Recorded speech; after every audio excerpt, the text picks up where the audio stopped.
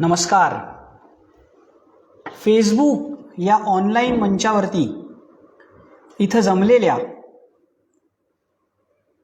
आणि का जमलेल्या तर अर्थतज्ज्ञ श्री चंद्रशेखर टिळक यांना ऐकण्यासाठी म्हणून आतुर असलेल्या आणि म्हणून या ऑनलाईन अशा व्यासपीठावरती इथं एकत्र आलेल्या आपणा सर्व रसिकांचं, बुद्धिमान रसिकांचं टिळकनगर सार्वजनिक गणेशोत्सव मंडळातर्फे अगदी मनापासून स्वागत. मंडळी, टिळकनगर सार्वजनिक गणेशोत्सव मंडळ आणि अर्थतज्ज्ञ श्री चंद्रशेखर टिळक ही दोन नावं एकत्र आली म्हणजे विषय नेमका कोणता हे सांगण्याची खरंच गरज आहे का हो? गेली 17 वर्ष केंद्रीय अर्थसंकल्प या विषयावरती सामान्य जनांना समजेल अशा सोप्या भाषेत व्याख्यान नव्हे तर प्रबोधनाचं कार्य चंद्रशेखर टिळक करतायत. टिळकनगर सार्वजनिक गणेशोत्सव मंडळ ही संस्था गेली 17 वर्ष अविरतपणे हा उपक्रम राबवते. स्वतः डोंबिवलीकर असल्यामुळे मी अनुभवलेली गोष्ट सांगतोय मंडळी की केंद्रीय अर्थसंकल्पावरती चंद्रशेखर टिळकांचं व्याख्यान असलं म्हणजे टिळकनगर शाळेचं पटांगण अक्षरशः इतकं भरून जात असे की मुंगीलाही तिथे शिरायला जागा मिळणं अवघड असे. आणि ही स्थिती फक्त व्याख्यान सुरू होण्यापूर्वी असं नव्हे तर व्याख्यान संपल्यानंतर सुद्धा टिळक सरांना भेटण्यासाठी म्हणून आलेली सर्व मंडळी तिथे थांबून राहत असत. गेली 17 वर्ष ही परंपरा जी आहे ती अविच्छिन्न राहिलेली आहे. अर्थात गेल्या वर्षीपासून आजूबाजूच्या बदललेल्या सगळ्या परिस्थितीमुळे म्हणून आपण शाळेच्या प्रत्यक्ष पटांगणात जमण्याच्या ऐवजी या अशा ऑनलाईन पटांगणात जमायला सुरुवात केली आहे. माध्यम बदललं असलं ना तरी प्रतिसाद मात्र अजिबात बदललेला नाहीये. प्रतिसाद प्रत्यक्षात जसा मिळत होता तसाच आहे. कारण व्यक्तीच अशी आहे की ती कुठल्याही माध्यमात असली तरी तिला प्रतिसाद मिळणारच. आज सकाळीच चंद्रशेखर टिळक यांचं झूम या ऑनलाईन माध्यमातून एक अर्थविषयक व्याख्यान झालं आणि सहज त्या व्याख्यानाला उपस्थित असलेल्या माझ्या एका मित्राशी बोललो तेव्हा मंडळी या झूम माध्यमातून होणाऱ्या व्याख्यानाला थोडी नव्हे तर जवळपास 850 श्रोते उपस्थित होते. ही आहे चंद्रशेखर टिळक या नावाची कमाल. ही आहे चंद्रशेखर टिळक यांच्या अर्थशास्त्र आणि संबंधित ज्ञानशाखांवर असलेल्या अधिकाराची कमाल. त्यांचा वेगळा परिचय आपल्याला काय करून द्यायचा, पण पुन्हा एकदा डोंबिवलीकर असल्यामुळे एक गोष्ट मात्र आवर्जून सांगावीशी वाटते.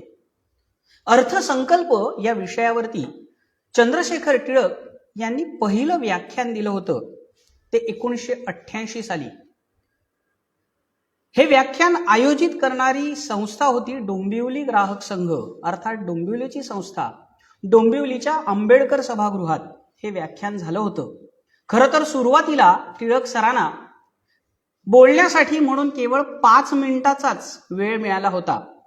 पण त्या दिवशी नेहमीप्रमाणे अर्थातच टिळक सरांनी जी फटकेबाजी केली त्यामध्ये जवळपास 50 मिनिटं श्रोते अक्षरशः गुंग झाले होते.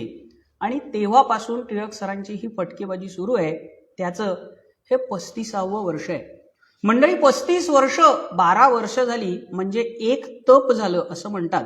हे 35वं वर्ष आहे म्हणजे पुढच्या वर्षी जेव्हा 36व्या वर्षी सलग चंद्रशेखर टिळक सर अर्थसंकल्प या विषयावर बोलतील तेव्हा 3 तप त्याला पूर्ण झालेली असतील. अर्थतज्ज्ञ हे आधुनिक टायटल त्यांना मिळालेलं आहेच, पण मला वाटतं हा त्यांचा सगळा बोलण्याचा अनुभव पाहता आपण त्यांना आता अर्थ तपस्वी अशी जर का उपाधी दिली तर त्यात वावगं ठरू नये.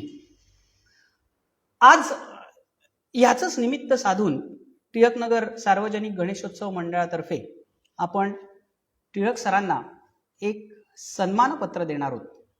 या सन्मानपत्राचं वाचन मी करणार आहे आणि त्यानंतर पुढची सगळी सूत्र टिळक सरांकडे सोपवणार आहे.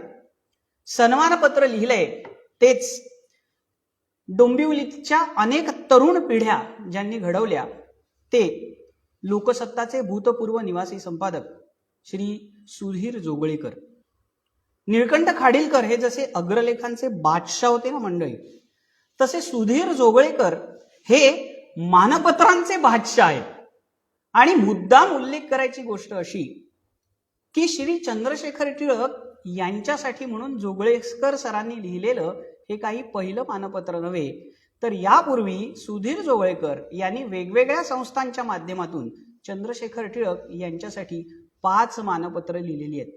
आजचं हे जे मानपत्र आहे ना सुधीर जोगळेकरांनी लिहिलेलं, खूप वेगळ्या स्तरावरचं मानपत्र आहे. आधी वाचून दाखवतो आणि मग एक छोटासा औपचारिक सोहळा आपण इथे पार पाडणार आहोत. मानपत्र.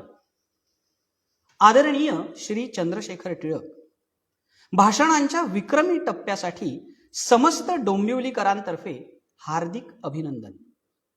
ग्रेगेरियन व्यतिरिक्तचे कालगणनेचे 3 प्रकार मराठी भाषकांना चांगलेच ठाऊक आहेत आणि त्या कालगणना कोणत्या दिवसापासून सुरू होतात याची माहिती तर नववर्ष स्वागत यात्रेमुळे डोंबिवलीकरांना फारच चांगली आहे.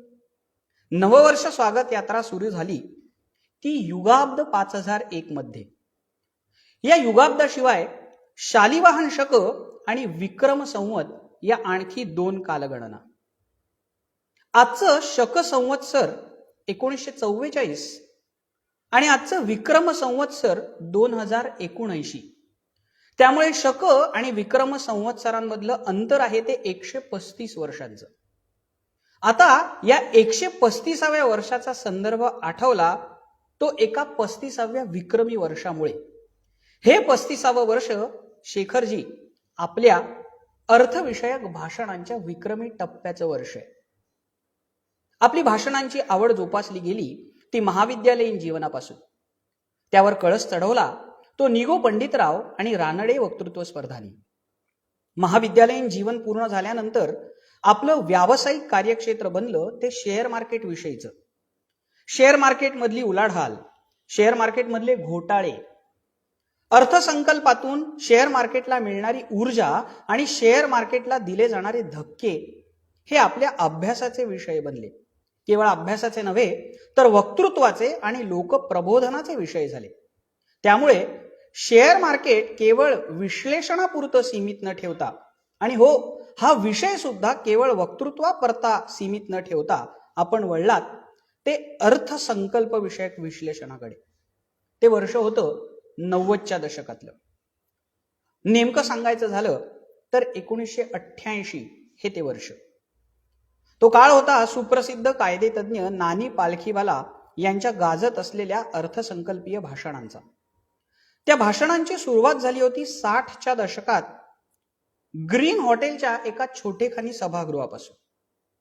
परंतु विश्लेषण ऐकण्यासाठी जमणारी श्रोत्यांची संख्या जसजशी उच्चांक प्रस्थापित करू लागली तसा आयोजकांना ब्रेबन स्टेडियमच्या विशाल मैदानाचा आणि स्टँड्सचा आधार घ्यावा लागला. ब्रेबन स्टेडियमवर होणारी आणि गर्दीचे उच्चांक प्रस्थापित करणारी अशी ती भाषणं. त्यांचा मोह शेखरजी आपल्यासारख्या अभ्यासकाला आणि विश्लेषकाला न पडता तरच नवल. पालखीवालांचं ओघवतं भाषण ऐकायला सामान्य डोंबिवलीकर मात्र कधीही पोचू शकत नसे. अर्थसंकल्पावरचं तसंच अभ्यासपूर्ण भाषण डोंबिवलीकरांसाठी सुद्धा व्हावं असं डोंबिवली ग्राहक संघाला वाटलं आणि त्याची सुरुवात झाली 1988 साली. त्यामुळे यंदाचं वर्ष हे आपल्या या वाटचालीतलं 88 सालापासूनचं सलग 35वं वर्ष. नववर्ष स्वागत यात्रा हे हिंदू अस्मितेचं प्रतीक. त्याची सुरुवात जशी डोंबिवलीने केली तशीच मराठी भाषेतून अर्थसंकल्पीय विश्लेषणाची भाषणं देखील सुरू झाली ती या इथं डोंबिवलीतच. पण आपल्या या भाषणांच्या संख्येने नकळत एक मैलाचा दगड प्रस्थापित केला. सलग 34 वर्ष अर्थसंकल्पावर विश्लेषणात्मक भाषण देण्याचा, हो केवळ अर्थसंकल्पच नव्हे अर्थविषयक अनेक विषय आपण हाताळलेत. भाषणांची संख्या 3500च्या घरात आणि त्याशिवाय असणारी भाषणे आणखी काही हजारांच्या घरात.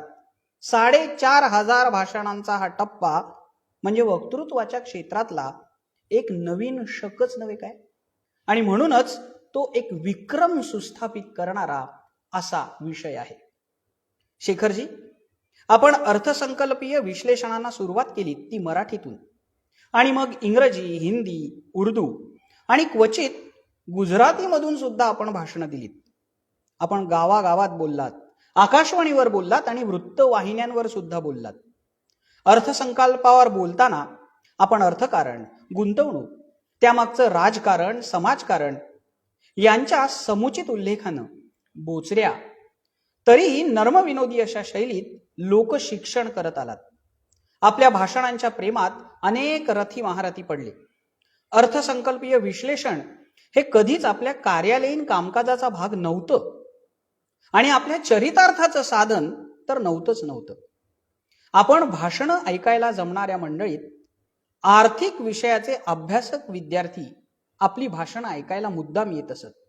तसेच गुंतवणूकदार, राजकारणी आणि सनदी लेखापाल सुद्धा असत. या सर्वांसाठी ही जणू काही एक ज्ञान गंगोत्रीच असे. भारतीय तत्वज्ञानामध्ये कर्म, उपासना आणि ज्ञान अशी साधन त्रयी सांगितली आहे. पूर्व मीमांसा कर्माला महत्व देते, वैष्णव मत उपासनेला, तर उत्तर मीमांसा ज्ञानाला महत्व देते. वेदांत मतामध्ये ज्ञानाचं स्वरूप ज्ञान आणि वृत्ती ज्ञान असे दोन प्रकार सांगितलेत. आपण त्याला अर्थज्ञानाचा तिसरा प्रकार जोडलात. बोलणं आणि लिहिणं हे ज्ञानप्रसाराची आणि संवाद साधनाची दोन माध्यम आहेत. आपण अर्थविषय या दोन्ही माध्यमांद्वारा अभ्यासकांपर्यंत पोहोचवलात.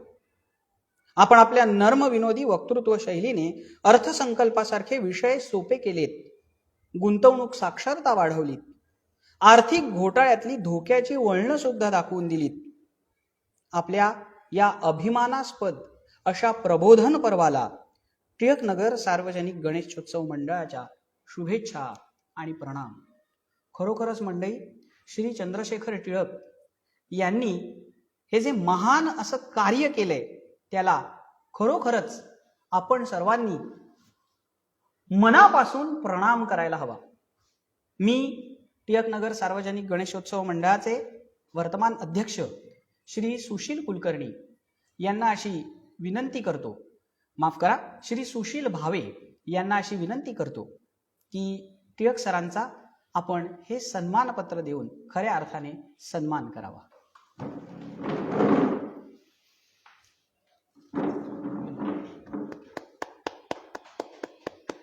मला खात्री आहे की आपण सगळेजण जिथं असाल तिथून टाळ्यांचा कडकडाट आजच्या या सन्मानासाठी करत असाल आणि या ऑनलाईन माध्यमातून तो टाळ्यांचा कडकडाट आमच्यापर्यंत पोहोचतो आहे.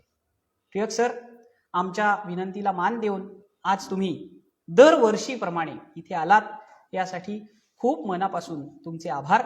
शेवटी फक्त एवढंच म्हणतो की शेक्सपियर म्हणाला होता की नावात काही नसेल पण आडनावात बरंच काही असतं. हे जे चंद्रशेखर टिळक आहेत ना, ते बुद्धिमंतांची नगरी असलेल्या डोंबिवलीच्या भाळी शोभून दिसणारा टिळक आहेत, असे Shri Chandrashekhar Tilak. Sir, over to you.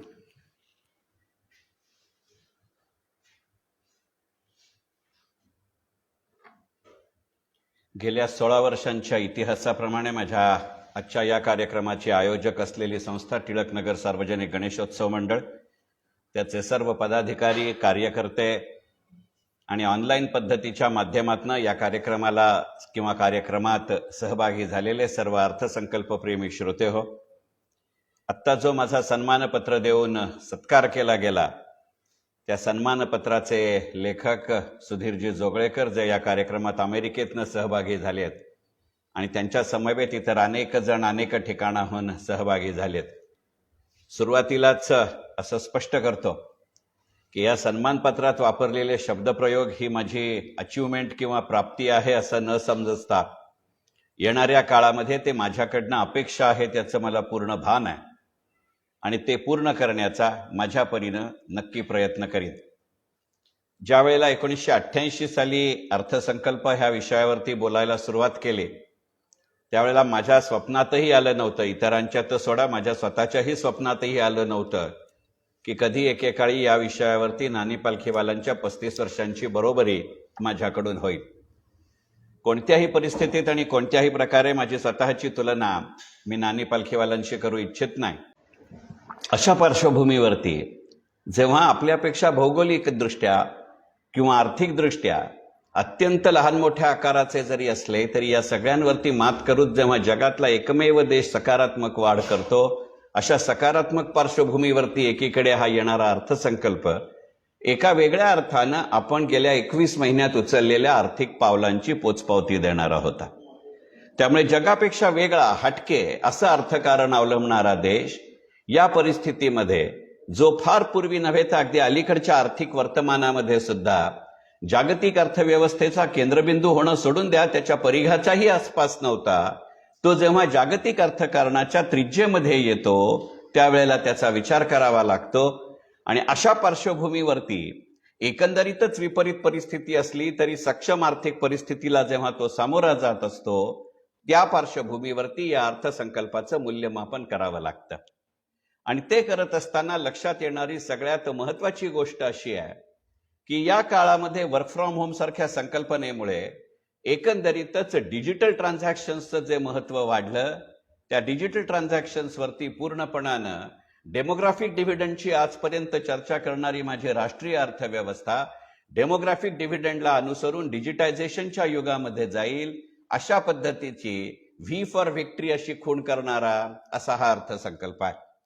त्यामुळे जर त्याला कालशीर्षक द्यायचंच झालं, म्हणजे एखाद्या पेपरला जर टायटल देतात तसंच द्यायचं वेळ झाली, तर मला स्वतःला असं वाटतं की 1 फेब्रुवारी 2022 या दिवशी सादर झालेला अर्थसंकल्प हा कालानुरूप पण हव्या त्या वेगानं पुढे न जाणारा असा अर्थसंकल्प आहे. कुठेतरी एखादी मध्यमवर्गीय मानसिकता जसं काही वेळेला माणसाला जरा थोडं ठंडा करके खाओ असं म्हणायला सांगते, तशा पद्धतीचं प्रतिबिंब कदाचित 2022-23 सालासाठीच्या अर्थसंकल्पावरती पडलंय का, विशेषतः त्यातल्या काही तरतुदींवरती पडलंय का, याचा विचार करावा लागतो. या अर्थसंकल्पातल्या ज्या एका संकल्पनेची सगळ्यात मोठी चर्चा झाली आणि दुर्दैवाने ती योग्य नाही, त्या मुद्द्यापासून मी सुरुवात करतोय. साहजिकच या अर्थसंकल्पामध्ये जी अर्थमंत्र्यांनी घोषणा केली आहे की 2022-23 या आर्थिक वर्षामध्ये रिझर्व्ह बँक ब्लॉकचेन या तंत्रज्ञानाच्या मदतीनं डिजिटल रुपया ही बाजारामध्ये आणेल किंवा अस्तित्वामध्ये आणेल, या घोषणेविषयीचं हे महत्व आहे. गेल्या 4 दिवसात आपण असं पाहिलं की या ना त्या प्रकारे आपल्या डिजिटल रुपयाचं साम्य किंवा साधर्म्य किंवा तुलना ही क्रिप्टोकरन्सी किंवा बिटकॉइन्सशी केली जाते. माझी आपल्या सगळ्यांना कळकळीची विनंती आहे, हात जोडून विनंती आहे की आपल्या वैयक्तिक आयुष्यामध्ये आपण मोदी सरकारचे समर्थक असू किंवा विरोधक असू, मोदी ही व्यक्ती म्हणून, भाजप हा पक्ष म्हणून, तो केंद्रात सत्तारूढ आहे म्हणून आपल्याला मान्य असेल वा नसेल, पण आपण या देशाचे नागरिक आहोत आणि निदान या देशाविषयी अभिमान आहे म्हणून तरी डिजिटल रुपयाची तुलना क्रिप्टोकरन्सी किंवा बिटकॉइनशी करू नका. आपण आज एक सार्वभौम प्रजासत्ताक राष्ट्र आहोत. आपल्या संसदेनं मान्य केलेली अशी एक जगविख्यात आणि जगात आदराला पात्र ठरलेली रिझर्व्ह बँक अशी एक नियंत्रक संस्था आणि त्याच्या मदतीनं आपण डिजिटल रुपया आणतोय. म्हणजे एका अर्थी एका सार्वभौम सत्तेचा, एका सर्वंकष मध्यवर्ती बँकेनं अधिकृतपणानं चलनात आणलेला डिजिटल रुपया असं गणित आहे. आणि त्याची जेव्हा आपण तुलना क्रिप्टोकरन्सी किंवा बिटकॉइन सारख्या पूर्णपणाने अनधिकृत चलनाशी, त्याला खरं म्हणजे चलन हा शब्दही वापरता येणार नाही, कारण क्रिप्टोकरन्सी किंवा बिटकॉइन हे कोणत्याही देशानं अधिकृतपणानं अस्तित्वात आणलेलं चलन नाही. पूर्णपणानं वैयक्तिक आणि बहुतांश वेळेला सट्टेबाजांच्या हातातलं जुगाराचं खेळणं ठरलेल्या चलनाशी आपल्या अधिकृत चलनाची तुलना करणं हा आपल्या देशाचा, रिझर्व्ह बँकेचा, संसदेचा अपमान आहे. सध्याच्या काळामध्ये जेव्हा आपण ऍक्टिव्ह ज्युरिस्प्रुडन्स आणि ऍक्टिव्ह ज्युडिशियरी पाहतोय, तेव्हा जर उद्या एखाद्यानं या संबंधामध्ये कोर्टात धाव घेतली तर काय गंमत होईल याचाही विचार करू. गंमत हा शब्द मी गमतीनं उच्चारलेला नाही, हे मात्र मी आवर्जून सांगेन. केवळ या भीतीपोटी डिजिटल रुपयाची तुलना ही क्रिप्टोकरन्सी किंवा बिटकॉइनशी करू नये एवढंच माझं म्हणणं नाही. त्यातले काही 2-4 मुद्दे लक्षात घेतले पाहिजेत. जेव्हा केव्हा डिजिटल रुपया खरोखरच अस्तित्वामध्ये येईल, मग तो ब्लॉकचेनच्या माध्यमातून आणायचा की दुसऱ्या कुठच्या माध्यमातून आणायचा याचा विचार करावा लागेल. कारण या ना त्या प्रकारे माझ्या 40-42 वर्षाच्या व्यावसायिक आयुष्यामध्ये जेवढा माझा वित्तीय सेवांशी संबंध आहे त्याच्या बरोबरीने माझा संबंध अशा पद्धतीच्या संगणकीय पद्धतींचा आहे. कारण मुळातच माझ्या आयुष्याच्या करिअरची सुरुवात ही मी ICL UK मध्ये कॉम्प्युटर प्रोग्रॅमर म्हणून केली आहे. आणि परमेश्वर कृपेनं माझ्या 40 वर्षाच्या व्यावसायिक आयुष्यामध्ये वित्तीय सेवा क्षेत्रातल्या 3 ट्रान्सफॉर्मेशनचा मी साक्षीदारही आहे आणि साथीदारही आहे. मी जेव्हा ICL UK किंवा ICIM मध्ये माझ्या नोकरीला सुरुवात केली तेव्हा जगाला कॉम्प्युटर विकणाऱ्या कंपनीचे स्वतःचे रेकॉर्ड्स हे कम्प्युटराइज नव्हते. तरुण वय, कॉमर्सची पदवी आणि नुकताच पूर्ण केलेलं कॉम्प्युटर प्रोग्रॅमिंग यामुळे त्याचा मी प्रमुख झालो किंवा त्याचा मी महत्वाचा भागीदार झालो. त्यामुळे एकाच वेळेला फिजिकल स्वरूपामध्ये असलेले अकाउंट्स आणि कॉम्प्युटराइज्ड अकाउंट्स हे ट्रान्सफॉर्मेशन मी पाहू शकलो. 1988 साली जेव्हा मी मुंबई शेअर बाजारात किंवा बॉम्बे स्टॉक एक्सचेंजला नोकरीला लागलो तेव्हा आपल्याला सगळ्यांना कल्पना आहे की आपल्या देशामध्ये फ्लोअर बेस्ड ट्रेडिंग होतं आणि नंतरच्या काळामध्ये आपण स्क्रीन बेस्ड ट्रेडिंगला गेलो. मधला काही काळ हे दोन्हीही एकाच वेळेला काम करत होते. हे मी दुसरं ट्रान्सफॉर्मेशन पाहिलं. 1998 साली जेव्हा मी NSDL मध्ये लागलो, आपल्या देशातली पहिली डिपॉझिटरी, त्यापर्यंत आपल्या देशामध्ये फिजिकल शेअर सर्टिफिकेटचा जमाना होता. डिपॉझिटरीच्या उदयानंतर आपण फिजिकल शेअर सर्टिफिकेट कडून आपण आता डिमटेरियलाइज शेअर सर्टिफिकेट कडे आलो. आणि जेव्हा केव्हा आता डिजिटल रुपया अस्तित्वात येईल त्यावेळेला एकाच वेळेला आपला कागदी स्वरूपातलं चलन आणि डिजिटल रुपया हे सारखं राहणार आहे. आणि त्यामुळे या आधीच्या 3 ट्रान्सफॉर्मेशनच्या अधिकारावरती किंवा अनुभवाच्या आधारे मी तो आपल्याला नक्की सांगू इच्छितो की कदाचित जरी अर्थमंत्री असं म्हणाल्या असल्या की आर्थिक वर्ष 2022-23 मध्ये डिजिटल रुपया अस्तित्वात येईल, त्याचा कालावधी कदाचित मागे पुढे होईल. मला पूर्ण कल्पना आहे की कदाचित इतका दुसरा कोणताही धोकादायक शब्द मराठीमध्ये नाही, पण तरी सुद्धा याच्याकडे एक राष्ट्राभिमानाची खूण म्हणून पाहिलं पाहिजे. कारण हे ट्रान्सफॉर्मेशन आपण स्वयं खुशीनं केलंय. म्हणजे जसं आपले माजी पंतप्रधान अटल बिहारी वाजपेयी यांच्या राजकीय कारकिर्दीचं, पंतप्रधान पदाच्या कारकिर्दीचं गुणवर्णन किंवा विश्लेषण करताना सांगावं लागतं आवर्जून की नरसिंहरावांनी जसे आर्थिक सुधारणा केल्या त्याच वेगाने अटलजींनी सुधारणा केल्या. पण नरसिंहरावांपेक्षा सुद्धा अटलजींना झुकतं माप अशासाठी द्यावं लागतं की नरसिंहरावांच्या काळामध्ये आपल्या देशाची आर्थिक अपरिहार्यता होती म्हणून आपण सुधारणा केल्या. अटलजींच्या काळामध्ये कोणत्याही परिस्थितीत अशा पद्धतीची आर्थिक अपरिहार्यता नसताना वेळ प्रसंगी आपलं राजकीय अस्तित्व पणाला लावत पोखरण सकट इतर अनेक गोष्टींचा सामना करत अटलजींनी ज्या पद्धतीने आर्थिक सुधारणा केल्या ती जिद्द आणि ती दूरदृष्टी दाखवणारा गेल्या 21 महिन्यातल्या अर्थकारणाचा कळस म्हणजे हा डिजिटल रुपया आहे. अर्थमंत्री म्हणाल्या तसं जर खरोखरच मार्च 2023च्या आत आपला भारताला रिझर्व्ह बँकेनं डिजिटल रुपया दिला तर आपण जगातला पहिला देश असू ज्याचं अधिकृत चलन डिजिटल स्वरूपामध्ये येईल. आणि म्हणून मी म्हटलं की this is a reform done from the position of strength. आणि मग माझे वैयक्तिक आयुष्यातली राजकीय रंगसंगती कुठचीही असली तरी जोपर्यंत मी भारतीय नागरिक आहे तर या घटनेचा मला अभिमान वाटला पाहिजे. आणि अशा वेळेला अधिकृत चलनाची तुलना कोणत्याही परिस्थितीत अनधिकृत चलनाशी करूया नको. आणि याचं दुसरं कारण लक्षात घेऊ की मुळातच क्रिप्टोकरन्सी ह्या जगामध्ये 170 पेक्षा जास्त प्रकारच्या क्रिप्टोकरन्सी आहेत. बिटकॉइन ही त्यातली एक महत्वाची क्रिप्टोकरन्सी आहे. पण डिजिटल रुपया हा एकमेव आहे. डिजिटल रुपया हा 150, 160, 170 प्रकारचा असणार नाहीये. मग अधिकृत चलनाचं एकमेव स्वरूप म्हणून जर डिजिटल रुपया येत असेल तर बहुअंगी सट्टेबाजी खेळातल्या क्रिप्टोकरन्सीशी त्याची तुलना करणं चुकीचं आहे. तिसरी गोष्ट, क्रिप्टोकरन्सी किंवा बिटकॉइन हे पूर्णपणानं वैयक्तिक आणि खाजगी साधन आहे. It's a class of investment, it's an instrument of investment. आणि अगदी स्पष्टपणाने सांगायचं म्हणजे ते इन्व्हेस्टमेंट इन्स्ट्रुमेंटही नाही, ती पूर्णपणाने सट्टेबाजी आहे. ज्यांना माहिती नाही त्यांच्याकरता संक्षिप्त स्वरूपामध्ये सांगू इच्छितो की बिटकॉइन कशा पद्धतीनं जन्माला येतात किंवा क्रिप्टो करन्सी कशा पद्धतीने जन्माला येते. मी मगाशी म्हटलं तसं क्रिप्टो करन्सी बदली सगळ्यात मोठी मक्तेदारी किंवा क्षेत्र असलेलं काम म्हणजे बिटकॉइन आहे. त्यामुळे पुढच्या संपूर्ण विवेचनामध्ये क्रिप्टो करन्सी हा एकटाच शब्द वापरेल. म्हणजे वेळेचीही बचत होईल आणि विषय मांडणंही सोपं जाईल. जर आपल्याला सगळ्यांना माहितीये की एकंदरीत 62 बाईट्स असतात. मग 62 बाईट्सची एक्सिस्ट परम्युटेशन कॉम्बिनेशन आणि अत्यंत अडव्हान्स्ड ट्रिगर्ड इकॉनॉमी आणि कम्प्युटर सिस्टमच्या माध्यमातून केलेल्या जॉब कंट्रोल लँग्वेजमधनं कोणताही पाया नसताना क्रिप्टो करन्सी जन्माला येऊ शकते.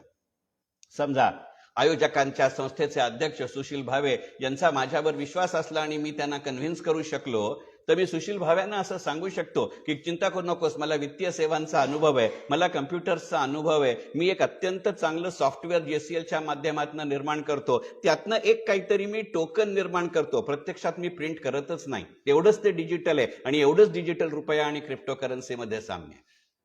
आणि मग निदान आपापसातली जी पैशांची देवाणघेवाण आहे तेव्हा आपण क्रिप्टो करन्सी वापरू. ह्याच्यात रिझर्व्ह बँकमध्ये येत नाही, याच्यात सरकारमध्ये येत नाही.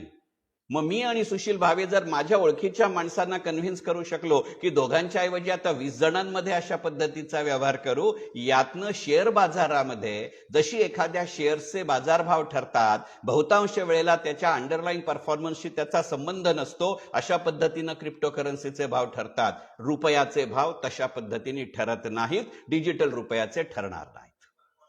जेव्हा क्रिप्टो करन्सीमध्ये त्याचं मूल्य असतं त्याला काहीही अर्थ नसतो. आज जगातलं कुठचंही चलन तशा अर्थाने सुवर्णाधिष्ठित मराठीत सांगायचं म्हणजे गोल्ड बेस्ड राहिलेलं नसलं तरी जर ती 1 रुपयाची नोट असेल तर त्याची तहाह्यात मूल्य 1 रुपया राहतं. त्या 1 रुपयामध्ये किती वस्तू बसतील हा शेवटी महागाईच्या दरावरती अवलंबून असणारी गोष्ट असते. पण त्या 1 रुपयाच्या नोटेचं मूल्य 1 रुपयाच राहतं, क्रिप्टो करन्सीचं राहत नाही.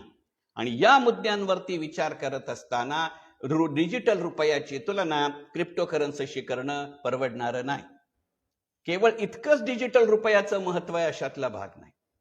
आपण चर्चेसाठी असं गृहीत धरू की जर डिजिटल रुपया अर्थमंत्री म्हणतात त्याप्रमाणे सुरू होणार एप्रिल महिन्यात सुरू होणाऱ्या नवीन आर्थिक वर्षामध्ये आलं तर त्यांनी तुमच्या आणि माझ्या वित्तीय सेवा क्षेत्रांचं, तुमचं आणि माझं वैयक्तिक आयुष्य कसं बदलू शकतं याचा विचार करण्याची आवश्यकता आहे.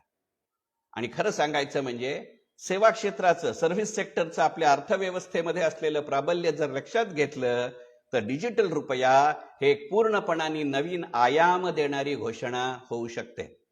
केवळ जगातला पहिला देश आपला अधिकृत चलन डिजिटल स्वरूपात आणतो इतकंच त्याचं वैशिष्ट्य नाहीये. या 90 मिनिटाच्या अर्थसंकल्पीय भाषणामध्ये डिजिटल रुपया कुठे आणि कसा वापरला जाईल याचं गणित सांगितलेलं नाही. परंतु काही महिन्यांपूर्वी रिझर्व्ह बँकेनं या संबंधातला एक चर्चात्मक पेपर किंवा ज्याला आपण डिस्कशन पेपर असं म्हणतो किंवा कन्सेप्ट नोट असं म्हणतो ही जारी केली आहे. ती कन्सेप्ट नोट रिझर्व्ह बँकेच्या आणि केंद्र सरकारच्या वित्तीय खात्याच्या फिनान्स मिनिस्ट्रीच्या वेबसाईटवरती उपलब्ध आहे. त्याचा जर विचार केला तर लक्षात येणारी गोष्ट अशी आहे की एकंदरीतच ज्येष्ठ नागरिकांना गेल्या 21 महिन्याच्या काळामध्ये जी गडबड झाली त्याचा विचार करत असता ज्येष्ठ नागरिकांच्या सोयीसाठी सुरुवातीला केंद्रीय सरकार आणि आरोग्य याच्या संबंधातली त्यांना जे पैसे द्यावे लागतात त्याच्यासाठी डिजिटल रुपयाचा उपयोग होणार आहे. याचं कारण असं आहे, याच्या मागचं समाजकारण, याच्या मागचं राजकारण आणि याच्या मागचं अर्थकारण या तिन्ही गोष्टी लक्षात घेऊ. आणि कोणत्याही गोष्टीचं अनाठाई राजकारण करण्याची आपली सवय जेवढ्या लवकर आपण सोडू तेवढ्या लवकर ते बरं होईल असा संकेत देणारा अर्थसंकल्पातलं महत्वाचं पाऊल म्हणजे डिजिटल रुपया आहे. गेल्या 21 महिन्याच्या काळामध्ये आपण अगदी मुलाबाळांबरोबर माझ्यासारखे ज्येष्ठ नागरिक राहत असतील. माझ्यासारखे म्हणण्याचं कारण म्हणजे सध्या मला 62वं वर्ष सुरू आहे. मे महिन्यामध्ये 62 पूर्ण होतील. त्यामुळे कुठच्याही व्याख्येमध्ये मी ज्येष्ठ नागरिक होतो. जरी मी माझ्या मुलाबाळांमध्ये राहत असलो तरी सुद्धा वर्क फ्रॉम होम हे वेठबिगारीचं नवीन स्वरूप आहे का असा प्रश्न आहे. सकाळी 7-7:30ला मला लॉग इन व्हावं लागतं, रात्री 11 वाजले तरी माझा दिवस संपत नव्हता. म्हणजे एका वेगळ्या अर्थी जसं पूर्वी इतिहासात म्हणलं जायचं की ब्रिटिशांच्या राजवटीवरचा सूर्य मावळत नाही तसा वर्क फ्रॉम होमच्या राजवटीचाही सूर्य मावळत नाही. आणि मग त्या वेळेला माझ्या अडचणीसाठी जेव्हा मी हॉस्पिटलमध्ये जातो, डॉक्टरकडे जातो, भांबावलेला असतो, मनामध्ये थोडासा घाबरलेला असतो की मी कितीही मास्क लावला, कितीही सोशल डिस्टन्सिंग पाळलं, कितीही वेळेला हात धुतले तरी तो करोना नावाचा अमिबा मला केव्हा खाईल याची कल्पना नसते. त्या भांबावलेल्या अवस्थेत मी अगदी कॅश न नेता क्रेडिट कार्ड जरी वापरलं तरी सुद्धा ऐन वेळेला माझाच मला पिन आठवत नाही. मी 2-3दा तो पिन वापरला तर मला पुढच्या वेळेला तो ट्रान्झॅक्शन करता येत नाही. याच्यावरती उपाय म्हणून डिजिटल रुपया आहे. मग आता याची तुलना कशी काय क्रिप्टोकरन्सीशी करणार? आणि मी जेव्हा म्हटलं की डिजिटल रुपया कदाचित पुढे जाईल याची कारण समजू, कारण हे एकट्या दुकट्या डिजिटल रुपयाचं गणित नाहीये. कदाचित ब्लॉकचेन ही पद्धत बदलावी लागेल. साधं गणित घ्या की डिजिटल रुपया ह्याचं जर कशा पद्धतीचं उदाहरण आहे, याचं अत्यंत जवळ जाणारं उदाहरण म्हणजे जसं शेअर सर्टिफिकेट कॅपिटल मार्केटमध्ये मी फिजिकल फॉर्ममध्ये शेअर सर्टिफिकेटच्याही फॉर्ममध्ये सांभाळू शकतो आणि डिमटेरियलाइज फॉर्ममध्येही सांभाळू शकतो, अगदी तशाच पद्धतीनं डिजिटल रुपयाचा व्यवहार आहे. मी माझ्या पाकिटामध्ये, माझ्या बँकेमध्ये मी कॅश किंवा कागदी नोटा या स्वरूपातही पैसे सांभाळू शकतो. आणि जेव्हा केव्हा हा पर्याय येईल त्यावेळेला मी डिजिटल रुपयाही त्याच्या बरोबरीने, त्याच्या ऐवजी नाही. Along with a RuPay currency, not in place of rupee currency me digital रुपया वापरणार आहे. अशी कुठचीही सुविधा क्रिप्टोकरन्सी देत नाही. म्हणजे केवळ अनैतिकता किंवा गैरकायदा म्हणून नव्हे तर सुविधा म्हणूनही क्रिप्टोकरन्सी हा डिजिटल रुपयापेक्षा पुष्कळ मागे आहे. पण ते केवळ मी किंवा समोरची व्यक्ती किंवा मी आणि सरकार एवढ्यांवरती अवलंबून नाहीये. जसं जीएसटीचं यश केंद्र सरकार, राज्य सरकार यांच्या बरोबरीने सर्व उत्पादक, सर्व ग्राहक, सर्व विक्रेते यांच्यावरती अवलंबून आहे, तसं डिजिटल रुपयाचं यश आहे. आणि यातले अनेक जण वेगवेगळ्या कॉम्प्युटर प्लॅटफॉर्मवरती, सिस्टम प्लॅटफॉर्मवरती आहेत. आपल्याकडे बँकांचं विलिनीकरण होण्यामधल्या ज्या अनेक अडचणी आहेत त्यातली ही एक अडचण आहे. डिजिटल रुपयाचे व्यवहार कसे होतील? अत्यंत सरळ गणित आहे. जसं आपण सगळेजण कार वापरतो, नितीन गडकरींच्या कृपेमुळे फास्टॅग नावाची एक योजना आहे. आपण त्याच्यामध्ये काय करतो? आपण आपल्याच बँक खात्यातनं काही पैसे आपल्या फास्टॅग अकाउंटमध्ये जमा करतो आणि मग ज्या वेळेला टोल नाक्यावरनं माझी गाडी पास होते, कार पास होते, त्यावेळेला जर त्या टोल नाक्याची यंत्रणा चालत असेल आणि ती चालू देण्याची त्या तिथल्या कर्मचाऱ्यांची इच्छा असेल तर मी गाडीतनं न उतरता माझा अकाउंट डेबिट होत राहतो. डिजिटल रुपयाचे व्यवहार असेच होणार आहेत. डिजिटल रुपया मी माझ्याच अकाउंटमध्ये माझ्याच खात्यातले खरे पैसे ट्रान्सफर करून करणार आहे आणि मला पाहिजे तेव्हा त्याच्यातले पैसे उपयोगात आणता येणार आहेत. केंद्र सरकार असं आता म्हणलंय त्या कन्सेप्ट नोटमध्ये की जर माझी काही हरकत नसेल, माझी संमती असेल, तर केंद्र सरकारकडनं जे जे मला मिळणारे पैसे आहेत, मग ते पेन्शनच्या स्वरूपामध्ये असतील, डायरेक्ट बेनिफिट ट्रान्सफरच्या स्वरूपामध्ये असतील, त्या सगळ्यांकडे हे पैसे जमा होऊ शकतात, माझी संमती असेल तर. पण मला जर केंद्र सरकारला काही पैसे द्यायचे असले तर केंद्र सरकारची पूर्ववत परवानगी न घेता मी डिजिटल रुपयामध्ये पैसे देऊ शकतो. ही सोय अशासाठी आहे की लक्षात घ्या, जसं नॅशनल पेन्शन सिस्टम किंवा एनपीएस मध्ये मी एकच अकाउंट ओपन करतो, परमनंट रिटायरमेंट अकाउंट नंबर म्हणून, पण त्याच्या अंतर्गत एकाच वेळेला मला टायर 1 आणि टायर 2 मिळतं. तसं जर मी डिजिटल रुपयाची सुविधा स्वीकारली तर माझा बँक अकाउंट नंबर एकच राहील, पण त्या एकाच अकाउंटमध्ये माझे डिजिटल रुपयाचंही वेगळं पासबुक असेल आणि माझ्या कागदी नोटांचंही वेगळं पासबुक असेल. आज जर मी एखादा विदेशी चलनातला चेक माझ्या अकाउंटमध्ये भरला तर तो भरताना विदेशी चलनातला असतो, पण माझ्या अकाउंटमध्ये पैसे जमा होताना तो रुपयांमध्ये जमा झालेला असतो. अशी सुविधा डिजिटल रुपयामध्ये नाही. म्हणजे या सगळ्यासाठी बँकांना आपापली सॉफ्टवेअर तयार करावी लागतील. मी हे जर गुगल पे सारखे पैसे ट्रान्सफर करणार असेल, ओला मनी सारखे पैसे ट्रान्सफर करणार असेल, तर आजही आपला मानवी स्वभाव आपण लक्षात घेऊया ना. मी जर सुशील भाव्यांना पैसे ट्रान्सफर केले तर सुशील भाव्यांचा माझ्यावर विश्वास नसतो अशातला भाग नाही, पण जोपर्यंत सुशील भाव्यांच्या मोबाईलवरती तो हॉर्न वाजत, ती निळी टीक दिसत नाही, तोपर्यंत त्यांना पैसे मिळाले तसं वाटत नाही.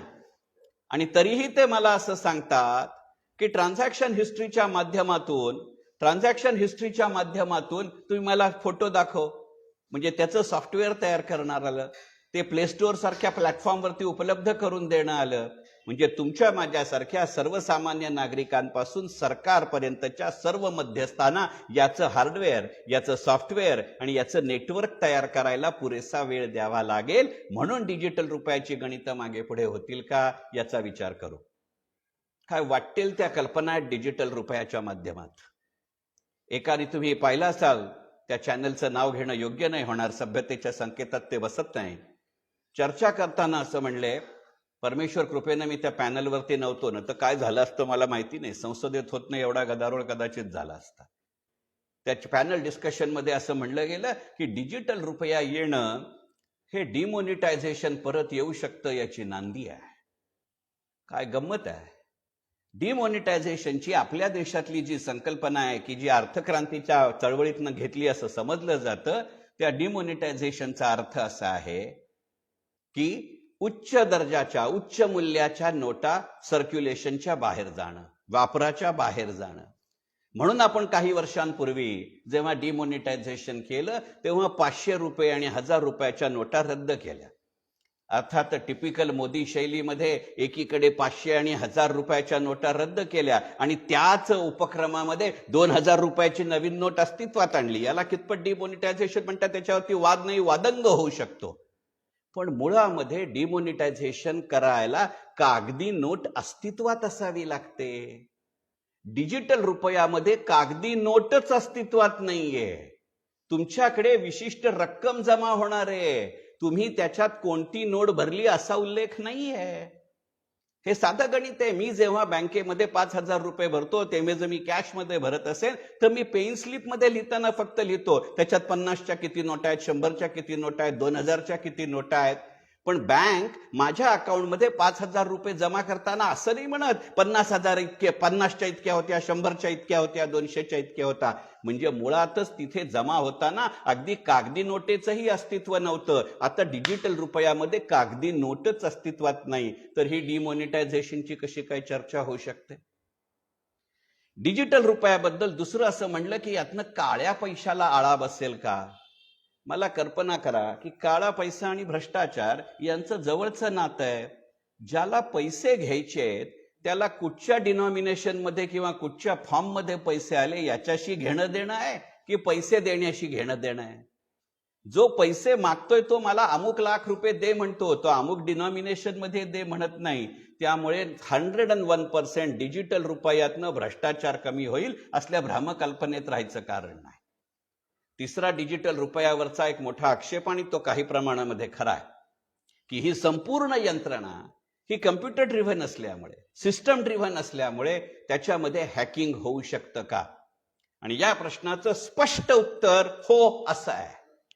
मग जितकी माझी यंत्रणा मी सक्षम करीत जाईन आणि त्याच्याबद्दलची खात्री पटत जाईल त्या प्रमाणामध्ये डिजिटल रुपयाचा व्यवसाय वाढत जाईल. ही गणित आहेत म्हणून 1 वर्षाचा कालावधी मागून घेतला का. म्हणजे एकीकडे तुमच्या माझ्यासारख्या व्यक्तीपासून केंद्र सरकारपर्यंतची यंत्रणा तयार करायची, दुसरीकडे त्याच्याकरताचं हार्डवेअर निर्माण करायचं, तिसरीकडे त्याच्याकरताचं सॉफ्टवेअर निर्माण करायचं, आणि चौथीकडे त्याच्याकरता लागणारं नेटवर्क देशापर्यंत किंवा देशभर पसरवायचं. यातनं निर्माण होणाऱ्या रोजगार निर्मितीचं चित्र, यातनं त्या अर्थसंकल्पामध्ये उल्लेख असलेल्या 60 लाख रोजगारांचं गणित आहे का, हे गणित लक्षात घ्या. याच्यामध्ये काही काळ मागे पुढे होऊ शकतो. जसं 5 ट्रिलियनची इकॉनॉमी करू असं आपण उद्दिष्ट ठेवलं, पण त्याची कालमर्यादा वेळेला मागे पुढे होऊ शकते. कारण शेवटी या अर्थसंकल्पावरती तुमच्या आणि माझ्या आत्मनिर्भरतेचा जेवढा ठसा आहे त्याच्या बरोबरीनं जागतिक घटकांचा ठसा आहे, हे नाकारता येणार नाही. आणि त्यामुळे अशा जे डिजिटल रुपया हे एक अत्यंत प्रातिनिधिक उदाहरण आहे. शेवटी कोणतीही समस्या 2 पद्धतीनं सोडवता येते. एक असतं प्रयत्न की होता होई तो महाजनो येन गतस्य पंथा, या न्यायानं जगातले इतर काय करतायत ते बघावं आणि त्या वाटेनं चालावं. एक असा असू शकतो की नाही, मी स्वतः कुठे उभा राहतो. म्हणजे जसं आद्य शंकराचार्य म्हणत होते, को हम को जायते को अस्ति. मी कोण आहे, मी कुठे आहे आणि मला कुठे जायचं याचा विचार करेल, मग जग काही करो मी वेगळ्या दिशेनं जाईल. जे गेल्या 21 महिन्यामध्ये आपण केलं तसा प्रयत्न आहे. आपल्या अर्थव्यवस्थेवरती, आपल्या अर्थकारणावरती, आपल्या राजकारणावरती, आपल्या समाजकारणावरती जागतिक आणि स्थानिक पातळीवरनं दबाव होता की होता होईतो लोकांच्या हातात थेट पैसे द्या. मोदी सरकारनं ते कटाक्षानं टाळलं. मला त्याच्या राजकारणात जायचं नाही, पण त्याचा अर्थकारण घ्यायचंय, कारण ती पार्श्वभूमी या अर्थसंकल्पाला आहे. आणि आज त्याचा परिणाम आपण असं पाहिला की जगात एकमेव आपण देश आहोत ज्याची IMFनं हे सांगितलं की सकारात्मक प्रगती झाली. इतकी झाली की IMF म्हणतं की पुढच्या वर्षी तुमची 9% वाढ होईल, आणि तरीही माझं आर्थिक सर्वेक्षण म्हणजे इकॉनॉमिक सर्वे म्हणतं आम्ही 8-8.5%च हिशोब करतोय.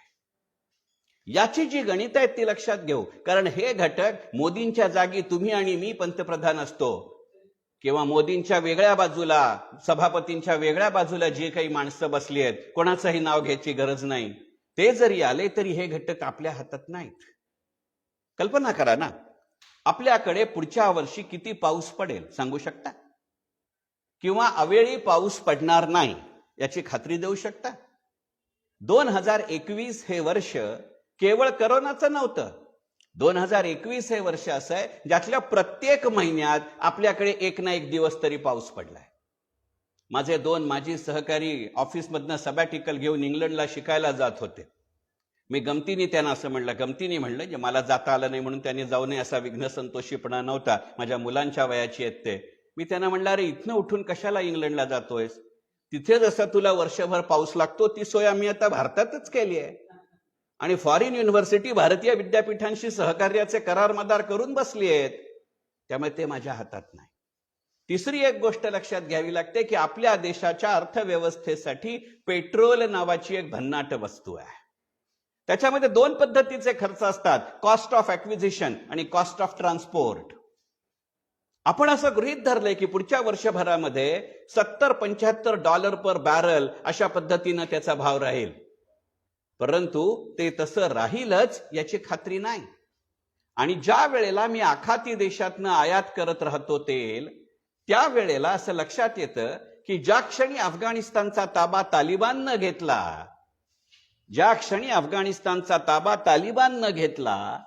त्या क्षणी तालिबाननं असं जाहीर केलं की येणाऱ्या काळामध्ये तेलाच्या वाहतुकीसाठी आमच्या आजूबाजूचे रोडवेज, पोर्टवेज आणि एअरवेज वापरायचे नाहीत. त्यामुळे विकत घेणारा भारत तोच राहिला, विकणारा आखाती देश तोच राहिला, फक्त वाहतुकीचा मार्ग बदलला. मग वाहतूक खर्च वाढणार की नाही? आणि याच्या पुढचं जे गणित आहे हे जास्त महत्वाचं आहे की हे आपल्याला महत्व लक्षात येत नाहीये डिजिटल रुपयाचं. पण कल्पना करा, हे काय योगायोग आहे का की 1 फेब्रुवारीला सकाळी भारत असं जाहीर करतो की आम्ही डिजिटल रुपया आणतो, त्याच दिवशी रात्री किंवा थोडं पहाटे बलुचिस्तान पाकिस्तानच्या लष्करी केंद्रावरती हल्ला करतं आणि आपण काही बोलायच्या आत पाकिस्तान आपल्या नावाने बोंब मारतं. याचा अर्थ डिमॉनिटायझेशन आणि डिजिटल रुपया मागचं आंतरराष्ट्रीय राजकारण लक्षात येतं का? हेही गणित लक्षात घ्या. अशा पार्श्वभूमीवरती जेव्हा तुम्ही अर्थसंकल्पाच्या तरतुदीकडे पाहता त्यावेळेला मी असं म्हणलं की इट इज अर्थसंकल्प from a position of strength. वेळेच्या मर्यादेमध्ये शेवटचे 2 मुद्दे घेतो आणि आपली रजा घेतो. पक्का बंचुका वक्ता आहे, त्यामुळे हाताला घड्याळ नसलं तरी साधारणपणे किती वाजलेत आणि किती वेळ बोलतोय याची कल्पना आहे. येणाऱ्या अर्थसंकल्पामध्ये किंवा सादर झालेल्या अर्थसंकल्पामध्ये एक वेगळी महत्वाची गोष्ट आहे, आणि खरं सांगायचं म्हणजे ती वयनिरपेक्ष आहे. आपण नेहमीच सेवा क्षेत्राविषयी, सर्व्हिस सेक्टर विषयी असं म्हणतो की तिथे वय हा एक केवळ आकडा आहे, केवळ एक संख्या आहे. संख्या म्हणतो कारण आकडाला पुन्हा मराठीत वेगळा अर्थ आहे, आणि ज्या वेळेला मी बोलतोय त्यावेळेचा त्या आकडाला एक फारच वेगळा अर्थ आहे, आता जरी ती डाईंग इंडस्ट्री असली तरी. यंदाच्या अर्थसंकल्पामध्ये कशाच्या जोरावरती आपण गेल्या 21 महिन्यात तरलो याचं हे रेकग्निशन आहे. नेटवर्क आणि कन्झम्पशन. केवळ 25,000 किलोमीटरचे रस्ते बांधू हे एकमेव टार्गेट नाहीये. मी टार्गेट नीट म्हटलंय, मी टार्गेट म्हटलेलं नाही. आणि तिथे जोपर्यंत नितीन जयराम गडकरी नावाचा भन्नाट मंत्री आहे तोपर्यंत 25,000 काय 35,000 किलोमीटर सुद्धा बांधले जातील याची खात्री आहे. एवढंच एकमेव इन्फ्रास्ट्रक्चर नाहीये. 7.5 लाख कोटी रुपये इन्फ्रास्ट्रक्चरवरती खर्च करू असं म्हणताना सरकारनं त्याच्यासाठी ग्रीन बॉन्ड नावाची जी संकल्पना अस्तित्वात आणली आहे ती जरूर बघण्याजोगी आहे. अर्थसंकल्पामागचं राजकारण हा तर एक वेगळा गमतीचा विषय आहेच. या अर्थसंकल्पापुढचं सगळ्यात महत्वाचं जे वैशिष्ट्य होतं, विशेषतः जे राज्यशास्त्राचे विद्यार्थी आहेत त्यांच्या दृष्टीने हे महत्वाचं आहे. चंद्रशेखर टिळक नावाचा माझा YouTube चॅनल आहे, रिटायर झाल्यानंतर सुरू केलाय. गेल्या 2 वर्षाच्या काळामध्ये जवळजवळ 3600 त्याचे सबस्क्रायबर आहेत.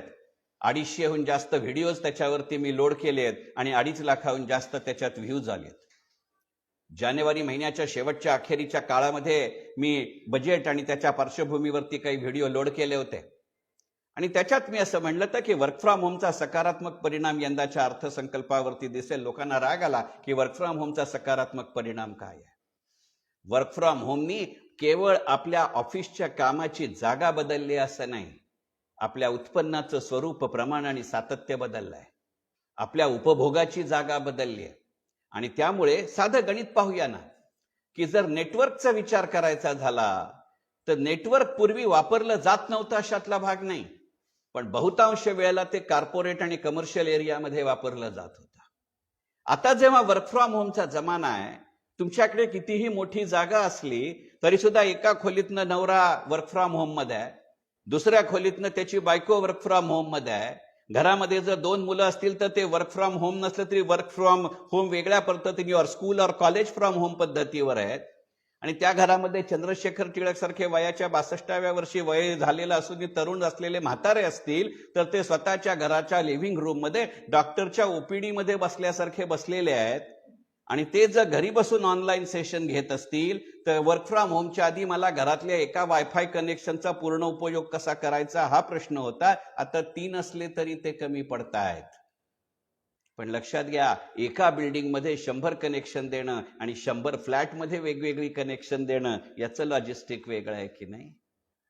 मग हेच गणित माझ्या डिजिटल होम मध्ये आहे की नाही. म्हणून यंदाच्या अर्थसंकल्पामध्ये डिजिटल इंडिया हा नारा आहे का याचा विचार करावा लागतो.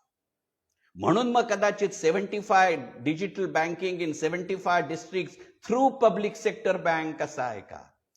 कारण लॉजिस्टिक मध्ये तुमची भौगोलिक व्याप्ती हे गणित लक्षात घ्यावं लागतं.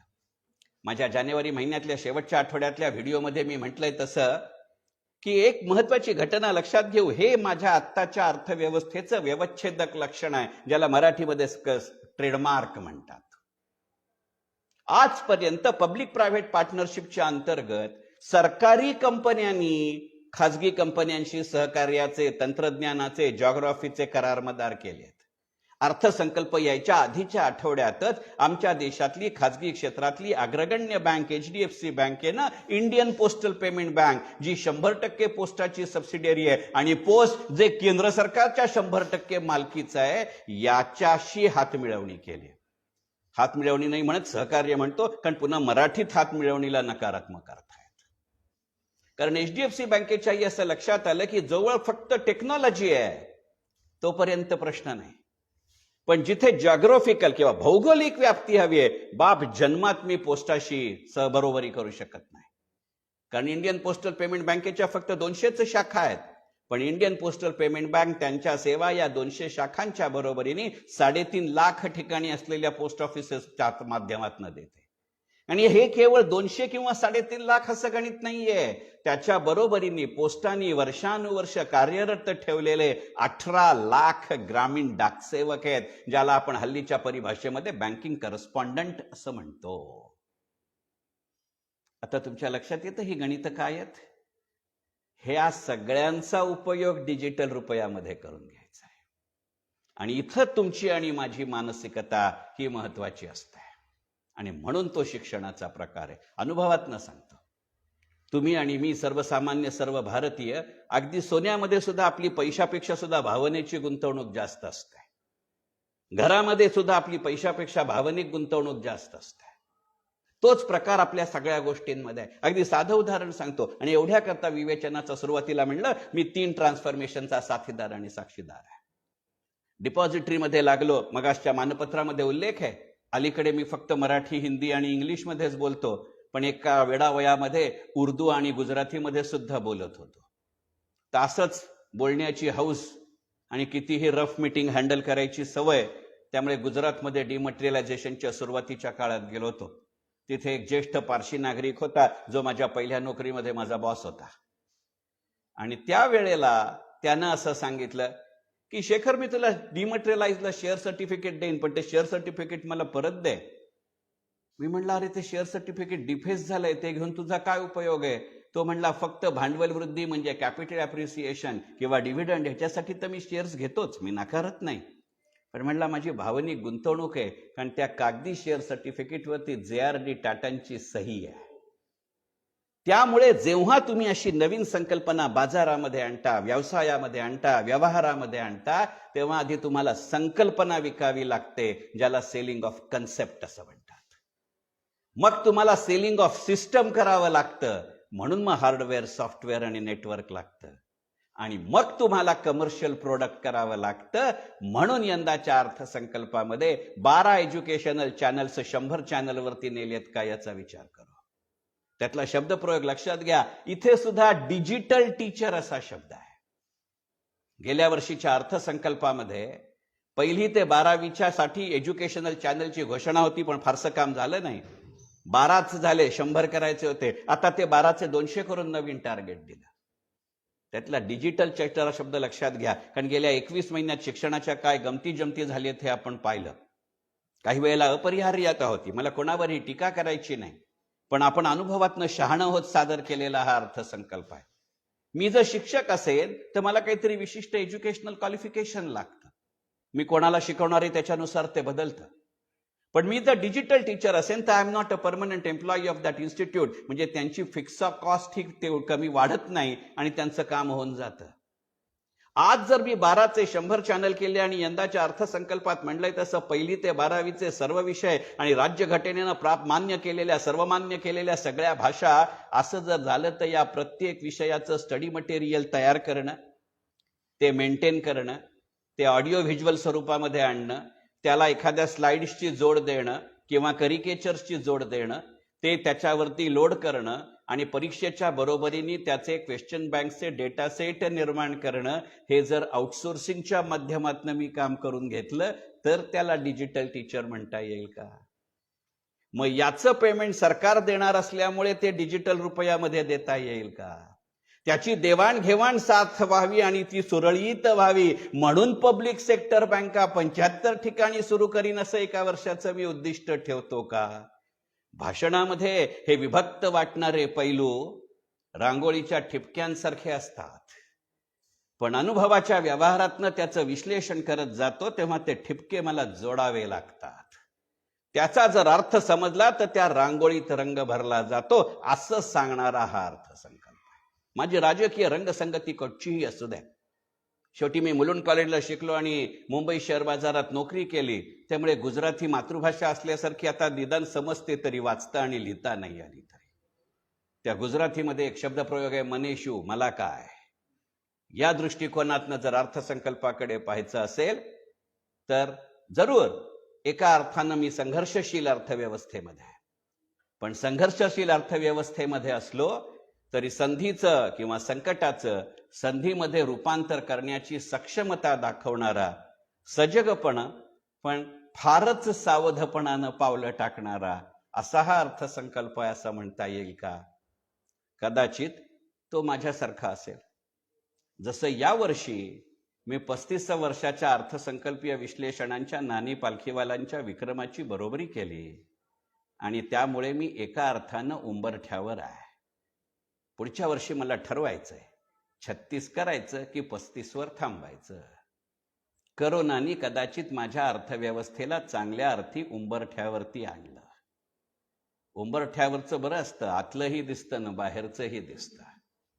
ठरवायचं असतं की मन आत रेंगाळलं तरी पावलं बाहेर नेता येतात की नाही, आणि पावलं बाहेर नेली तरी आत रेंगाळणाऱ्या मनाला काय हवं असतं हे माहिती असतं, आणि या दोन्हीचा दुवा साधतो त्याला अर्थसंकल्प म्हणतात. आणि मग याची व्याख्या किंवा या निकषावरती उतरणाऱ्या या अर्थसंकल्पाचं माझं हे विवेचन तुम्हाला पूर्णपणाने पटलं असेल असल्या भ्रामक कल्पनेत मी नाही. कारण अर्थसंकल्प हा जितका माहितीचा विषय आहे तितकाच तो विश्लेषणाचा विषय आहे. It's not a subject only of information but it is also of an interpretation.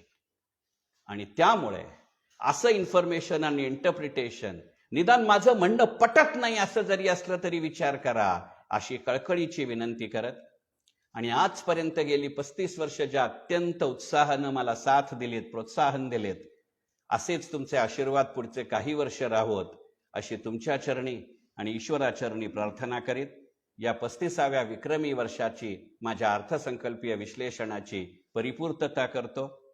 पुनश्च एकदा आयोजक, तुम्ही सर्व श्रोते आणि अत्यंत उत्कृष्ट मानपत्र ज्यांनी मला दिलं, माझ्यासाठी लिहिलं, ते माझे ज्येष्ठ मित्र सुधीरजी जोगळेकर आणि आपल्या सर्वांचे आभार मानतो आणि रजा घेतो. मनपूर्वक धन्यवाद.